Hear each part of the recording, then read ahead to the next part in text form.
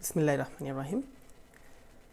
আমি আজকে আপনাদের সামনে পদার্থবিজ্ঞান দ্বিতীয় পত্রের স্থির তড়িৎ অধ্যায়ে থেকে বরিশাল বোর্ড 2023-এ আসা একটি প্রশ্ন সম্পূর্ণ সমাধান দিব। তো আমরা প্রথম অধ্যায় একটু খেয়াল করি। দেওয়া আছে একটি বর্তনী দেওয়া আছে। এই বর্তনীতে দেখেন C1, C2, C3 তিনটি ধারক দেওয়া আছে এবং বর্তনীতে দেখেন আপনাদের কোষ বিভব দেওয়া আছে 9 ভোল্ট। চিত্র অনুযায়ী বর্তনীতে যুক্ত ধারকগুলোর প্রতিটির মান আছে 900 পিকোফ্যারাডে। পাতদ্বয়ের ব্যবধান আছে 0.4 সেন্টিমিটার। এপসিলন নটের ভ্যালু দেওয়া আছে এত। এখন এখান থেকে আমরা পাতদ্বয়ের ব্যবধান জিনিসটা কি একটু দেখি, একটু খেয়াল করে দেখেন। এখানে এই যে দেখেন একটা আমাদের কি C1, এই যদি একটা দাগ দেখতেছেন C1, আর এই যে C2 পাতগুলো, এই পাতগুলো দেখেন এই C1 পাতের দুটো দাগ, এই দুটো দাগ, এই প্রত্যেকটা দাগকে বলা হয় একটা পাত। এই দুইটা পাতের ব্যবধান হচ্ছে 0.4 সেন্টিমিটার। এখানেও ঠিক এই যে দেখেন দুটো পাত আছে, এই একটা পাত আর এই একটা পাত, এই দুইটা পাতের ব্যবধান হচ্ছে 0.4। তো বলা হয়েছে ধারকের যে কোনো একটি পাতের ক্ষেত্রফল নির্ণয় করো। তো আমরা পাতের ক্ষেত্রফল নির্ণয় করব, দেখি আমরা তাহলে প্রশ্ন সমাধানটা করি। একটু খেয়াল করে দেখেন এখানে যে দেওয়া আছে যে আমাদের প্রতিটা পাতেরই কী দেওয়া আছে। এখান থেকে প্রতিটা পাতের দেওয়া আছে হলো, প্রতিটা পাতের ক্ষেত্রে দেওয়া আছে এখানে যে এখানে দেখেন এখানে কী কী দেওয়া আছে আমরা লিখলাম যে প্রতিটি পাত ধারকের ধারকত্ব হলো সি, কত 900 পিকোফ্যারাডে। 900 পিকোফ্যারাডে দেওয়া আছে। তো এই যে 900 পিকোফ্যারাডে যে দেওয়া আছে আমরা দেখলাম এই যে 900 পিকোফ্যারাডে দেওয়া আছে, নিলাম ফ্যারাডে, নিলাম এটাকে কনভার্ট করলাম। এরপর আমরা বলতে পারি এখান থেকে দেখেন একটু যে আর কি দেওয়া আছে, পাতদ্বয়ের ব্যবধান দেওয়া আছে কত। এখানে পাতদ্বয়ের ব্যবধান দেওয়া আছে হলো, দেখেন এই যেখানে প্রশ্ন দেওয়া আছে পাতদ্বয়ের ব্যবধান এখান থেকে দেওয়া আছে হলো 0.4 এই যে সেন্টিমিটার। তো আমি নিলাম এখানে যে 0.4 সেন্টিমিটার, আমি মিটারে কনভার্ট করলাম। আবার দেওয়া আছে শূন্য স্থানের তড়িৎ ব্যতনযোগ্যতা। শূন্য স্থানের তড়িৎ ব্যতনযোগ্যতা এই যে এখানে দেওয়া আছে, দেখেন সুন্দর করে দেওয়া আছে, আমি এখানে দিয়ে দিলাম এই যে শূন্য স্থানের তড়িৎ ব্যতনযোগ্যতা হলো epsilon naught 8.54 × 10⁻12 newton coulomb square metre square coulomb per 2। চাওয়া হয়েছে কি দেখেন প্রতিটি পাতের ক্ষেত্রফল। প্রতিটি পাতের ক্ষেত্রফল হলো এটা, আমি বের করলাম এখান থেকে প্রতিটি পাতের ক্ষেত্রফল, এই যে বের করলাম ক্ষেত্রফল হলো A = হোয়াট। তো এখন আমরা সমাধান করি, এখান থেকে সমাধানটা বের করি। দেখেন আমরা জানি সমান্তরাল পাত ধারকের জন্য, যেহেতু সমান্তরাল প্রত্যেকটা পাত সমান্তরাল এখানে, তাহলে বলতে পারি সমান্তরাল পাত ধারকের জন্য ক্ষেত্রফল বের করতে পারি আমরা সমান্তরাল পাত ধারকের জন্য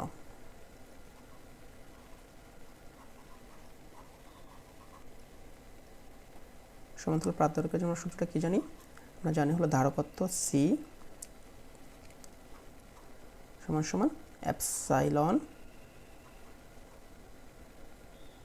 A divided by D.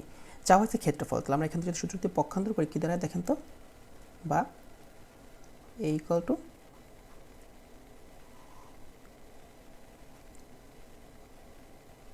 CD divided by epsilon naught. আমরা ভ্যালুগুলো বসায় দিই, দেখেন কত আসে। সি পাইছি কত আমরা এখান থেকে, দেখেন প্রতিটা পাতের ধারকের ধারকত্ব পাইছি হলো, দেখেন আমরা এখান থেকে দেওয়া আছে, এখানে একটু খেয়াল করে দেখেন এখানে দেওয়া আছে, এই যে প্রশ্ন থেকে আমি দেখতেছি, দেখেন আমাদের এখানে কী লেখা আছে 900 × 10⁻12 ইন্টু 8.85 আর ডি দেওয়া আছে কত আমাদের এখানে, দেখেন তো ডি দেওয়া আছে হলো যে 0.4 × 10⁻2। আর এই বেতনযোগ্যতার ভ্যালু কত আছে এখানে দেখেন একটু 8.85 × 10⁻12। তো যদি বলি আমরা এটার অ্যান্সার কত আসে দেখেন একটু, অ্যান্সার আসতেছে হলো আমাদের 0.407 7 মিটার স্কোয়ার। এটাই হলো আমাদের অ্যান্সার। গ নম্বর প্রশ্নের অ্যান্সার হলো এটা।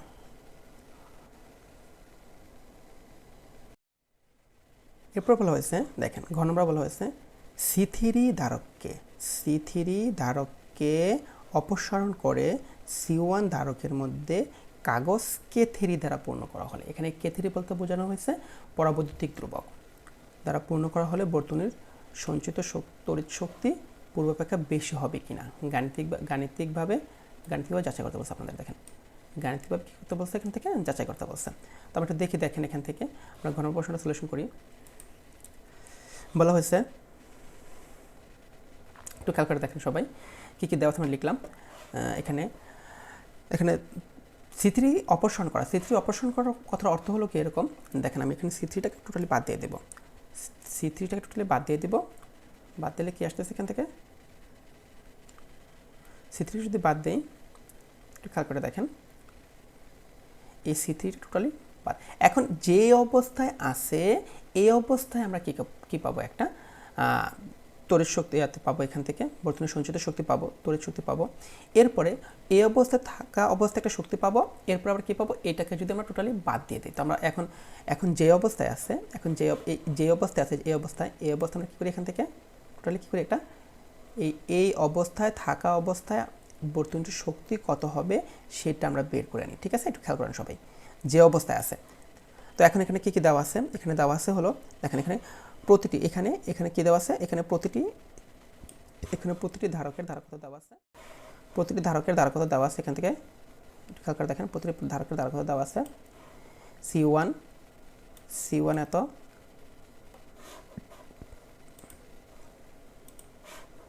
C1 দেওয়া আছে এত, C1 C2 C3 কত দেওয়া আছে, এখানে দেখেন 900 পিকোফ্যারাডে প্রশ্ন দেওয়া আছে। দেখেন একটু খেয়াল করে দেখেন যেখানে দেওয়া আছে কত, 900 পিকোফ্যারাডে। তো এখন এখান থেকে দেখেন আমাদের বলতে পারি যে 900 পিকোফ্যারাডে যদি দেওয়া আছে তাহলে বর্তনীর কোষীয় বিভব দেওয়া আছে এখানে কত, 9 ভোল্ট। তো যে অবস্থায় আছে এই অবস্থায় আমরা কী করি, আগে একটা শক্তি বের করি। শক্তি বের করার পর এরপরে আমরা C3কে অপসারণ করে দেখি, প্রথম যে অবস্থা আছে এই অবস্থায় আমরা শক্তিটা বের করি। তো এখন একটু খেয়াল করে দেখেন এই যে দেখেন C1 আর হলো C2 কিসে আছে, যে আছে শ্রেণীতে। তো আমরা এখন দেখি লিখে দিয়েছি সুন্দর করে, দেখেন যে এখান থেকে বলতে পারি যে C1 আর C2 শ্রেণীতে যুক্ত যাদের তুল্যদ্রব্য CS বলে। CS কত আমরা জানি, কি জানি বলেন তো, CS যেহেতু এটা একটা ধারক তাই ধারক ক্ষেত্রে কী হবে, 1 দেখেন C1 inverse 1 plus C2 inverse 1 আর এটা হোল ইনভার্স 1। তো আমরা এখান থেকে দেখেন মান বের করি, এখান থেকে C1 এর ভ্যালু পাইছি কত, আমরা C1 C2 উপরে পাইছি কত, 900 গুণন 10 ইনভার্স 12 ইনভার্স 1 প্লাস 900 গুণন 10 ইনভার্স 12 ইনভার্স 1 আর হোল ইনভার্স 1 ছিল। দেখেন একটু খেয়াল করে দেখেন এই হোল ইনভার্স 1 ছিল, এখানে এই হোল ইনভার্স 1 হিসাব করলে হবে আমাদের মান আসতেছে হলো, এখান থেকে আসবে হলো 450 into 10 inverse 12, 450 into 10 inverse 12 farad. এখন আমরা বলতে পারি আবার দেখেন এই CS এখান থেকে এই দুইটা থেকে আমি কয়টা পাইছি, একটু খেয়াল করে দেখেন এখান থেকে এই দুইটা থেকে পাবো একটা, এই দুইটা থেকে একটা পাইছি, এটা হলো সেই CS আমাদের। আর এখানে মাঝখানে ছিল কটা দেখেন তো,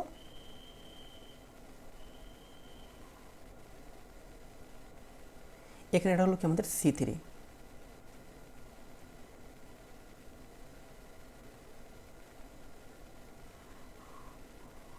তাহলে এখন দেখেন এই CS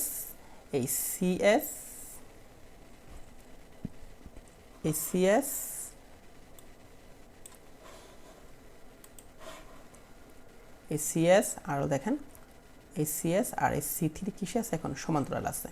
যেহেতু CS আর C3 সমান্তরাল আছে তাহলে তুল্যদ্বার কত কথা হবে, আবার আমরা পাই এখান থেকে দেখেন বলতে পারি কি আবার CS ও C3 সমান্তরালে যুক্ত, যাদের তুল্যতা হচ্ছে Cp হলে আমরা বলতে পারি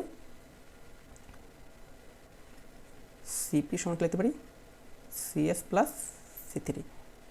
তো দেখেন আমরা Cs কত পাইছি এখান থেকে 450 ইন্টু 10 ইনভার্স 12, 450 ইন্টু 10 ইনভার্স 12,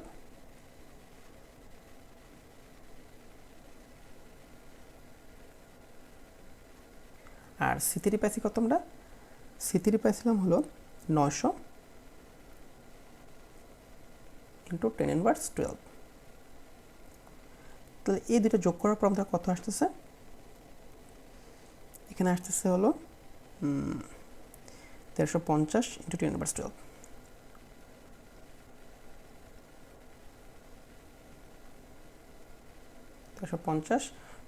এত ফ্যারাডে। এখন চাওয়া হয়েছে কি আমাদের, চাওয়া হয়েছে হলো কি সঞ্চিত শক্তি। এখন যে অবস্থায় আছে একটু খেয়াল করে দেখেন, যে অবস্থায় আছে এই অবস্থায় থাকা অবস্থায়, যে অবস্থায় আছে এই যে এই অবস্থায় থাকা অবস্থায় দেখেন আমাদের এই বর্তনীর কোষ বিভব কত 9 ভোল্ট। বর্তনীর কোষ বিভব যেহেতু এই যে বর্তনীর কোষ বিভব যেহেতু 9 ভোল্ট, এই 9 ভোল্টের জন্য আর আমাদের এখান থেকে তুল্যধারা কত আমরা পেলাম হলো টোটালি দেখেন এত। এর জন্য আমরা এখন কি করতে পারি, একটা সঞ্চিত শক্তি বের করতে পারি। তো সঞ্চিত শক্তি আমরা বের করি, আমরা জানি যে সঞ্চিত শক্তি, সুতরাং সঞ্চিত শক্তি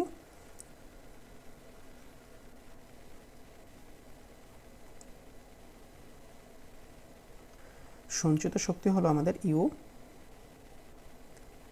ইকুয়াল টু হাফ অফ, দেখেন আমাদের তুল্যধারা কত পেয়েছে সিপি আর বর্তনীর বিভব হলো বি স্কোয়ার। তুমি কি বলতে পারি এখান থেকে দেখেন তো, হাফের হাফ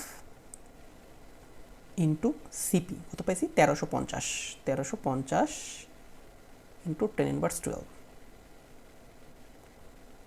ইন্টু বি পাইছি কত আমরা এখানে 9 ভোল্ট, 9 স্কোয়ার। তাহলে একটু খেয়াল করে দেখেন আমরা কত পাই এখান থেকে হিসাব করলে, আমরা হিসাব করলে পাইতেছি হলো 5.47 into 10 inverse of 8 into 10 inverse of 8 joule. দেখেন যে অবস্থায় ছিল এই অবস্থায় পাইছি আমরা সঞ্চিত শক্তি কত পাইছি, যে 5.47 ইন্টু 10 ইনভার্স 8 জুল।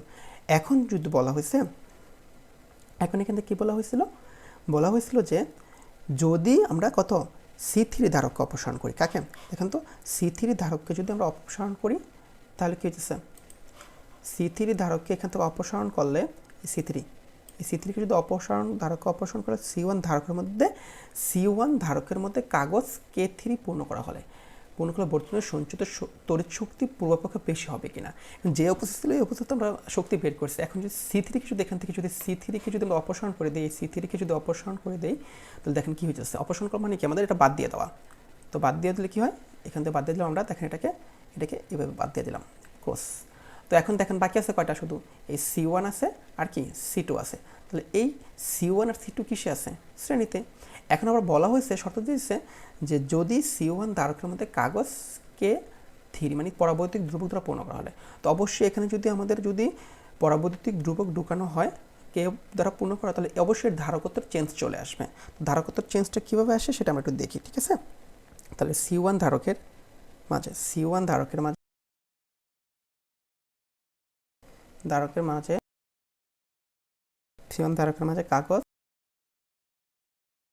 কাগজ K ইকুয়াল টু 3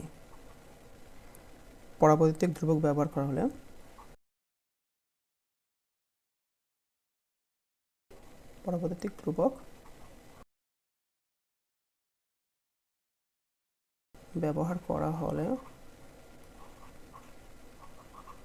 ধারকত্ব চেঞ্জ হয়ে যাবে। কত তাহলে কি করলে ধারকত্ব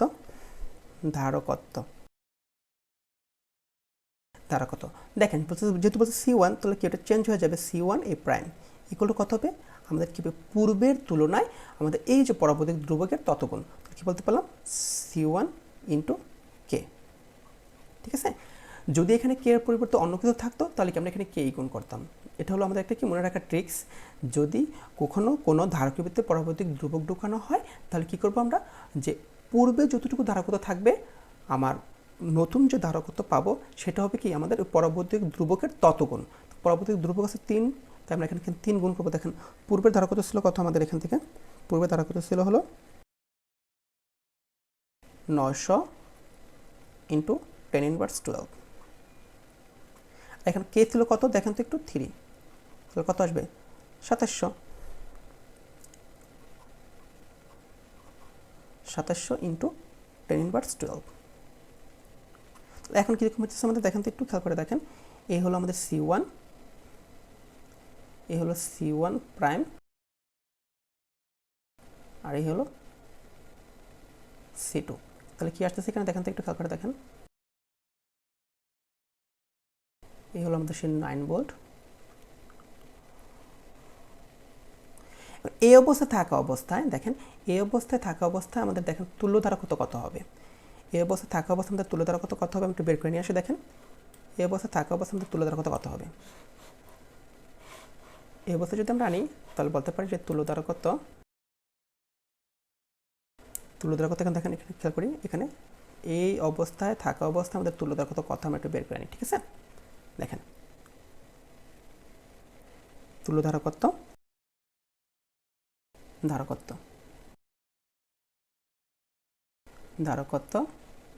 CS প্রাইম ইকুয়াল টু কত হবে দেখেন তো, C1 প্রাইম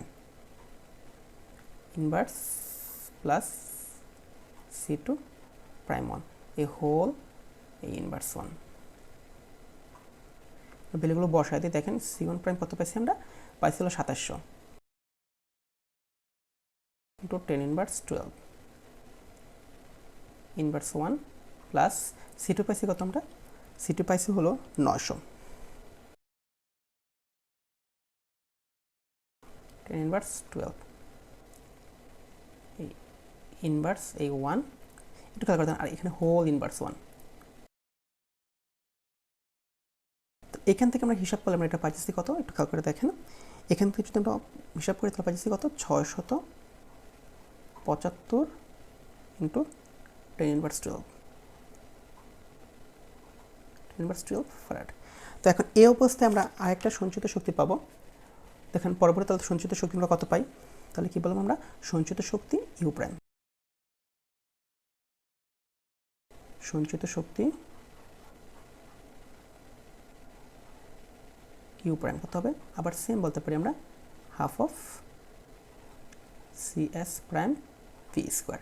আমাদের এখান থেকে তো বোল্ট তো আর চেঞ্জ হবে না, বোল্ট কি চেঞ্জ হবে দেখেন ভ্যালুগুলো বসায় দিই, কত আসছে হাফ ইন্টু CS পাইছি কত 675 into 10^12 into V square, V পাইছি কত 9 স্কোয়ার। তো কত পাবো আমরা এখান থেকে টোটালি পাইছি হলো 2.73 10^8 joule, 10^8 joule.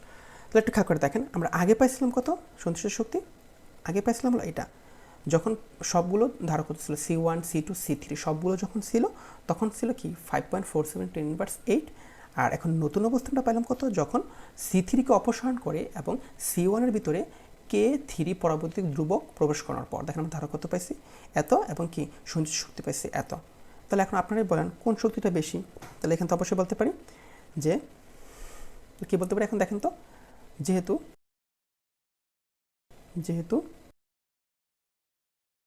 You prime greater than U, অর্থাৎ C3কে অপসারণ করে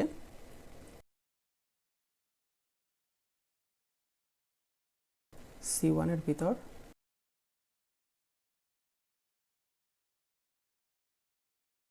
প্রবেশ করালে